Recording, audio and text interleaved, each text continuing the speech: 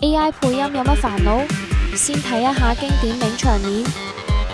你再向前半步，我就殺咗你。你應該咁做，我都應該死。曾經有一份至真嘅愛情擺喺我面前，我冇珍惜，等冇咗嘅時候，先後悔莫及。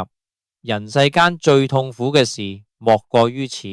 你把嘢就喺我嘅喉嚨度拖落去啦，唔使再猶豫噶啦。如果個天可以俾我翻轉頭嘅話，我會同呢個女仔講3個字：我愛你。如果係要喺呢份愛上加一個期限，我希望係10000年。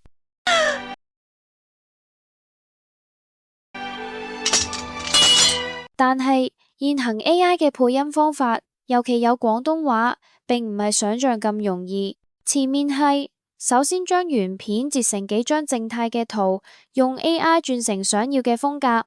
響海螺 AI 將圖加形容文字轉為6秒嘅動畫，但冇聲嘅。用 Minimax 將文字轉成對白嘅聲音。利用剪片工具將全部檔案順次序合成。做法複雜，唔再講。問題唔難明。圖轉片，叫佢將主角講嘢，咁之後先至配音就會唔夾原聲口型。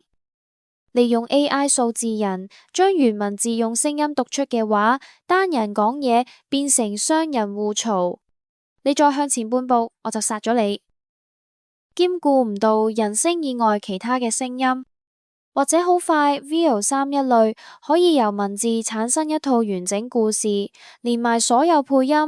現時廣東話對白係唔支援嘅，暫時呢啲都係 AI 配音嘅煩惱。